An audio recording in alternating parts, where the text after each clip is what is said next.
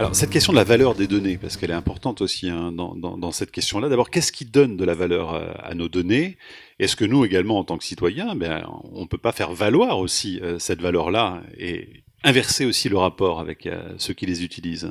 Dina Fromeg, qu'est-ce qui donne de la valeur à nos données, finalement, aujourd'hui? Le fait que ça soit un tas de données, que ça soit des gisements énormes. Parce qu'on peut nous Parce profiler qu'avant les absolument. années 2000, la donnée, elle n'avait pas de valeur.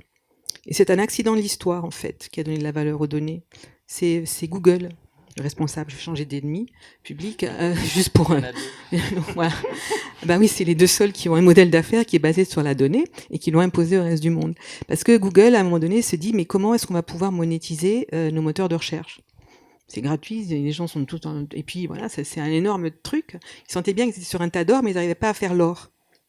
Et c'est eux qui ont trouvé le connecteur, hein, de dire ah mais c'est pas la donnée en tant que telle qui compte, c'est l'agrégation.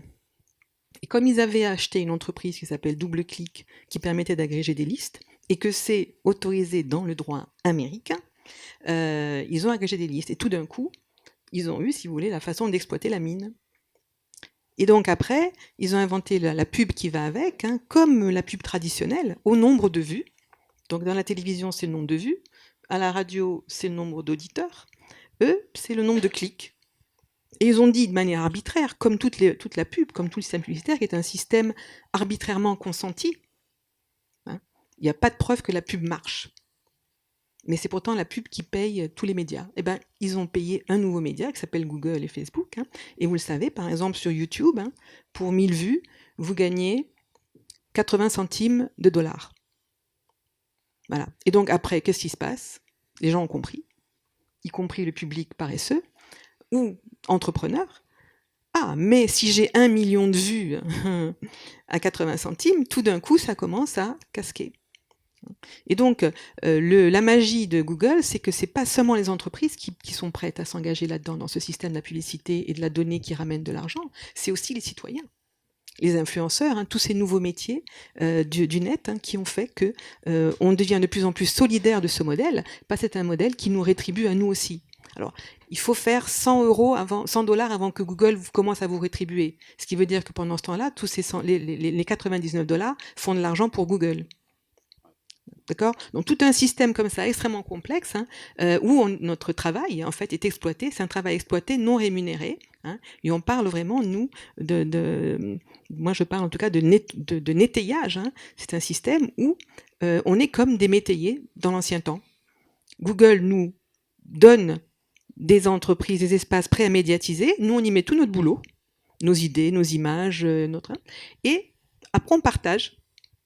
Ils récupèrent la mise, une partie de leur mise et nous une partie de notre mise. Alors ils sont très généreux pour les éditeurs. Ils leur donnent 70% et ils gardent 30%. Et c'est énorme parce que c'est tous les éditeurs du monde pratiquement. Et donc ils ont rendu dépendants tous les grands médias hein, qui du coup refusent qu'on traite Google et Facebook comme des médias, alors que moi je me bats pour dire c'est des médias et donc ils ont la même responsabilité que des médias et aussi donc il faut qu'ils payent l'impôt et il faut qu'ils soient responsables des contenus comme les autres médias le sont. Voilà, ça c'est une bataille qu'on n'a pas fini de mener. Alors, Paola Fortezza, évidemment, il y a une marchandisation de nos données hein, qui est très importante. On peut voir les choses aussi autrement, puisque c'est aussi la discussion qui nous intéresse ce soir, c'est comment est-ce que de ces données, on peut en faire un bien commun. Voilà, comment est-ce qu'on peut essayer de les partager pour que tout le monde en profite, peut-être d'une façon beaucoup plus équitable. Qu'est-ce que ça vous inspire, vous, justement, cette volonté, cette idée-là, en tout cas, c'est certainement intéressante à creuser. Donc il y a beaucoup de réflexions dans ce sens. Hein. Moi, personnellement, je suis une militante de l'open data depuis de longues années parce qu'avec l'open data, on peut faire de la transparence, on peut lutter contre la corruption, on peut faire du contrôle de l'action. Donc, par exemple, il y a une réflexion intéressante en ce moment, c'est comment on régule ces plateformes, comment on régule ces GAFA et comment on les régule à partir de la donnée, à travers la donnée. Parce que ce qu'on voit, c'est que on est face à vraiment des boîtes noires qu'on ne comprend pas, et on a en face des régulateurs et des États qui n'ont pas les mêmes capacités techniques que ces géants de la tech, et qui donc n'arrivent pas à comprendre comment ça fonctionne et n'arrivent donc pas à les réguler. Donc il y a beaucoup de travaux en ce moment dans le sens de ce qu'on appelle la co-régulation. Il faut voir ce que ça va donner. Pour l'instant, j'accompagne, je regarde, mais où il y a des expérimentations entre les régulateurs et Facebook notamment sur les questions liées aux fake news et au hate speech, pour que Facebook ouvre ses systèmes d'information, ouvre ses algorithmes aux régulateurs pour qu'eux comprennent et puissent après mettre en place des politiques publiques beaucoup plus efficaces, beaucoup plus précises. Donc c'est intéressant sur cette réaction de Facebook et de Google, où ils commencent à sentir que la régulation va arriver, que les États sont en train de reprendre le dessus, et qui donc préfèrent être autour de la table et pouvoir négocier pour avoir une certaine influence sur ces régulations, et ne pas subir des actions qui peut-être sont parfois démesurées ou très politiques et parfois inapplicables. Donc c'est un expériment, on va voir vers où ça va, mais ça peut être très intéressant. Une autre réflexion de ce type sur comment on peut utiliser les données de façon proactive, c'est la réflexion autour des données d'intérêt général. Et donc ça, c'est comment est-ce qu'on oblige certains acteurs privés à partager leurs données parce qu'elles ont un impact économique, environnemental, social important, parce qu'elles peuvent être utilisées pour la recherche, parce qu'elles peuvent être utilisées pour améliorer les politiques publiques, notamment dans le secteur de l'énergie, dans le secteur des transports. Et donc, ça commence à faire le fruit de plusieurs textes de loi. Par exemple, là, dans le loi sur la santé, on met en place ce qu'on appelle le Health Data Hub. Et donc, c'est comment est-ce qu'on peut partager des données de santé avec des chercheurs pour vraiment pouvoir développer des nouveaux services. Et on a un autre texte de loi qui arrive sur les mobilités, où là aussi, on se dit, est-ce que des grands opérateurs doivent pouvoir partager ces données avec les citoyens, avec des chercheurs, à des fins d'intérêt général, disons. Alors juste une petite info qui est tombée cette semaine, c'est que Facebook visiblement s'ouvre aux sciences sociales, puisque la firme a décidé de chercher à savoir dans quelle mesure son réseau pouvait influencer des élections et plus largement la marche des démocraties. Et donc Facebook a décidé de travailler avec des chercheurs en ouvrant justement ces données pour faire en sorte qu'on étudie les fake news, la diffusion de l'information, l'enfermement social, on en parlait également tout à l'heure.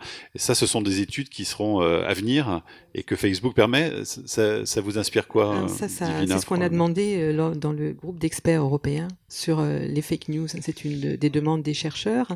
Et à ce moment-là, ils avaient accepté parce que, par les fake news, nous aussi, on est opportunistes, les chercheurs, on utilise la faille. Ouais. On a demandé à ce qu'ils ouvrent leur API, de manière à ce qu'on puisse remonter à la source et au trajet des fake news. Parce que savoir qui est à l'origine, c'est une chose, mais par où ça passe après pour venir nous toucher, c'est aussi très important. Et il résiste beaucoup aux fake news. Twitter est beaucoup plus ouvert.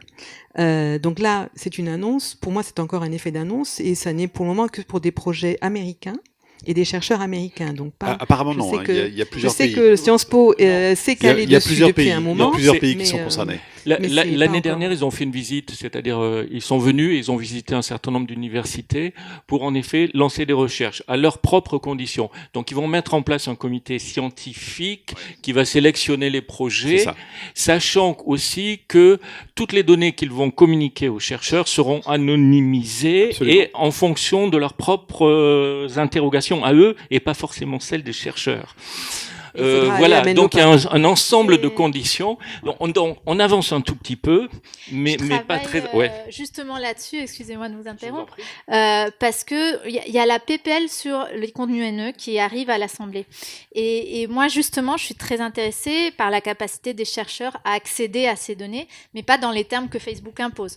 Donc, nous, ce qu'on va essayer de faire, c'est de donner la capacité aux régulateurs d'émettre des obligations de transparence et d'ouverture de données, d'algorithmes, et une capacité aussi aux régulateurs de faire des appels à projets à des chercheurs et que donc ce soit le régulateur, une institution indépendante, publique, qui décide quelles sont les études, les questionnements, les chercheurs qui peuvent être labellisés d'intérêt général et donc justifier en fait parce que ce que les plateformes mettent en face, c'est le secret des affaires. Donc il faut juridiquement pouvoir justifier l'accès à ces données, l'accès à ces algorithmes. Et je crois qu'avec ce montage juridique, on va pouvoir permettre justement de faire des recherches de ce type, mais beaucoup plus ouvertes et beaucoup plus accessibles, pas que dans les termes que Facebook impose. Voilà. Alors Thierry Vedel, pour rebondir sur ce que disait tout à l'heure Paola Forteta, sur justement l'intérêt général, sur le bien commun des données. Absolument. Deux choses peut-être. Déjà, pour moi, les données n'ont pas de valeur intrinsèque en soi. Tout dépend de l'usage qu'on en fait. Et cet usage, il peut être évidemment bénéfique à la démocratie, il peut être aussi complètement hostile et conduire au contraire à dégrader la qualité de la démocratie. Là, on retrouve une vieille question de la philosophie des sciences et des technologies, quelque chose qu'a évoqué il y a bien longtemps Jacques Ellul, pour lequel moi j'ai toujours beaucoup d'admiration, et qui soulignait l'ambivalence de la technologie. Ce que parfois vous traduisez dans vos termes, la technologie est neutre, c'est-à-dire elle peut faire l'objet d'usages positif ou négatif. Et là, les données, c'est tout à fait ça, je crois. C'est-à-dire les données en soi, on peut les mettre en relation avec d'autres données, faire des algorithmes qui peuvent conduire à des applications tout à fait intéressantes pour la démocratie, mais au contraire, on peut faire des applications qui vont conduire à une surveillance accrue. Si je peux me permettre une autre chose aussi en relation à ce que disait Divina, c'est qu'on a une grosse difficulté aussi avec Facebook, Google, etc. Moi aussi, je serais tenté d'un certain côté de dire que c'est des médias. Et définissons un média comme une organisation qui filtre une multitude de sources d'informations, qui organise des sources d'informations pour produire et présenter l'information à des individus. Donc il y a ce côté-là. Et en même temps, ils ont un autre aspect, ce sont des entreprises de télécommunications, ce qu'on appelait autrefois, ce qu'on appelle toujours en anglais, les common carriers, les transporteurs publics, c'est-à-dire des réseaux qui mettent à disposition des gens des messages qui sont, c'est-à-dire juste un réseau de transmission entre des individus. Et les traditions de réglementation sont très différentes. Les médias, on a toujours réglementé ça. En revanche, les organismes de télécommunication, on a un principe de neutralité, on considère qu'on ne doit pas les réglementer. Alors sur l'intérêt général, Thierry Vedel, et puis on passera à quelques exemples concrets aussi. Qu'est-ce que vous avez à dire là-dessus, précisément, sur cette affaire de bien commun, de l'utilisation des données, de partage et vraiment d'usage vertueux, finalement, de ces informations? Oui, mais tout dépend de ce qu'on va en faire et de ce que vont faire aussi les opérateurs. Donc, encore une fois, pour moi, les données n'ont pas de valeur intrinsèque en soi. Donc, ensuite, on peut imaginer énormément de choses. Alors, c'est vrai que traditionnellement, on considère que le fait de pouvoir disposer de données sur le monde qui nous entoure nous permet d'avoir une meilleure connaissance du monde, de mieux interagir avec les autres, d'être de meilleurs citoyens ou citoyennes. L'information a toujours été un ingrédient essentiel de la démocratie. Et presque immédiatement en pensant à ça, je suis en train de me dire aussi, nous sommes dans un moment où on a presque ce qu'on appelle parfois l'obésité ou l'information overload ou l'obésité informationnelle. C'est-à-dire qu'on a trop de quantités à gérer et que parfois ça nous empêche de bien penser le monde. Par exemple, vous l'avez sûrement constaté, j'ai une collègue qui s'appelle Julia Cagé qui a fait des études qui montrent que 60 à 70% de l'information qu'on trouve sur Internet, c'est du recyclage d'informations. Enfin, on se répète énormément. L'information fraîche est assez rare. Et donc, moi, c'est quelque chose qui m'intéresse beaucoup et qui m'interpelle, c'est-à-dire que du côté des pratiques informationnelles, on a du mal à suivre. Alors, on a énormément de données qui sont sûrement des gisements, mais peut-être, de notre côté, on va avoir du mal à suivre. Alors, je vous ai pas précisé tout à l'heure qu'on vous laissera aussi la parole. On aura un temps d'échange à l'issue de cette... Si, Divina, vous faites non de la tête, mais si, on va échanger avec les gens. Ben oui, c'est ça, je vois bien. On vous passera des micros, donc si vous avez envie de rebondir ou de réagir à ce qu'on est en train de se dire, n'hésitez pas, vous pourrez vraiment intervenir tout à l'heure, on passera 10 minutes, un quart d'heure pour vous répondre.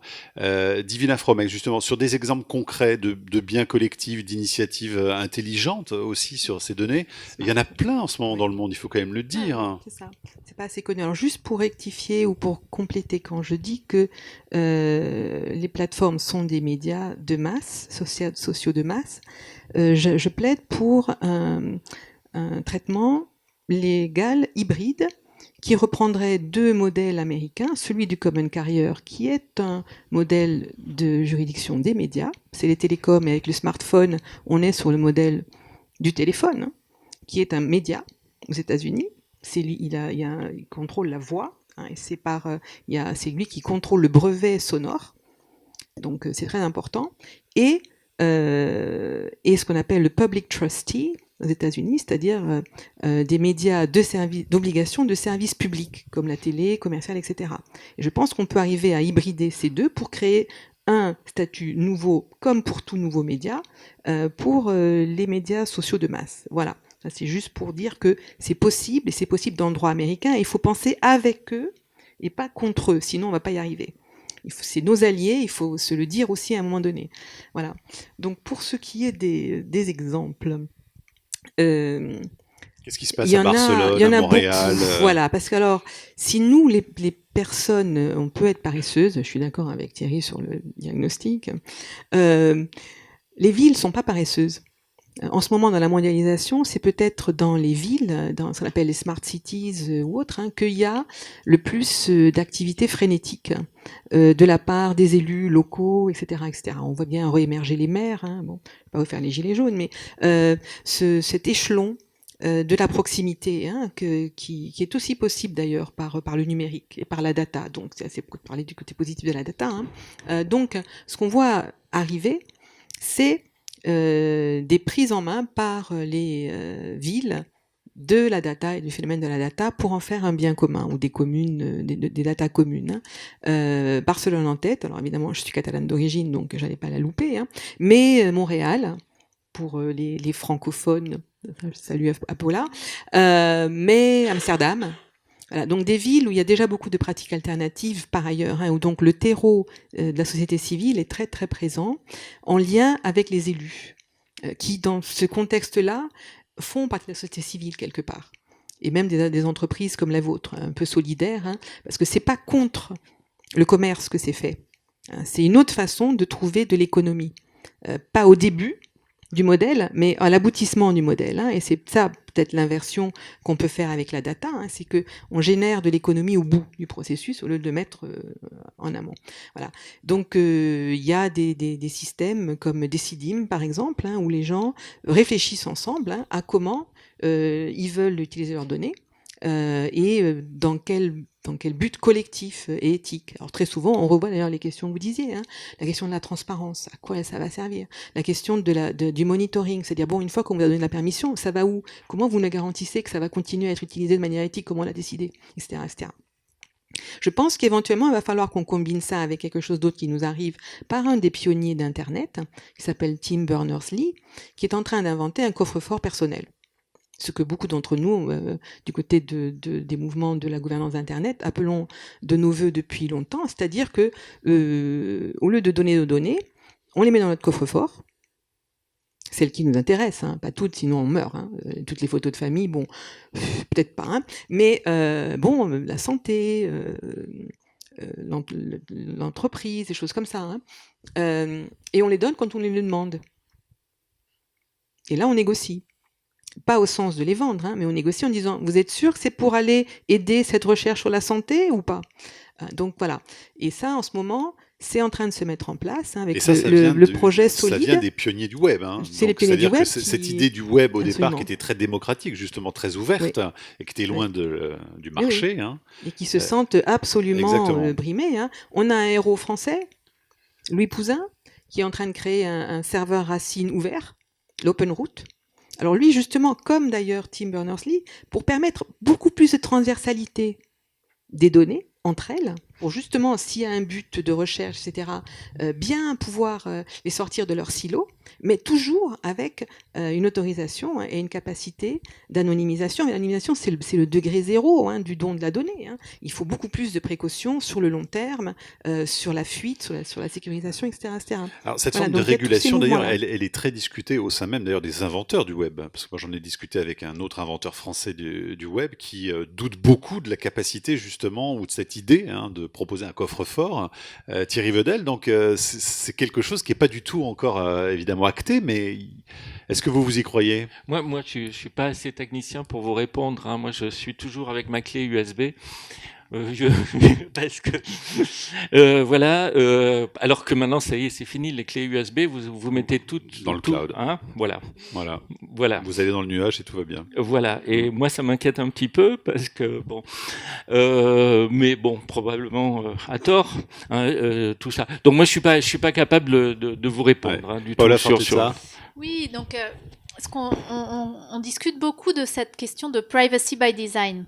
Et donc, les nouvelles technologies qui vont dans ce sens disent que on n'a pas besoin de partager nos données avec un cloud, avec un service en ligne, etc.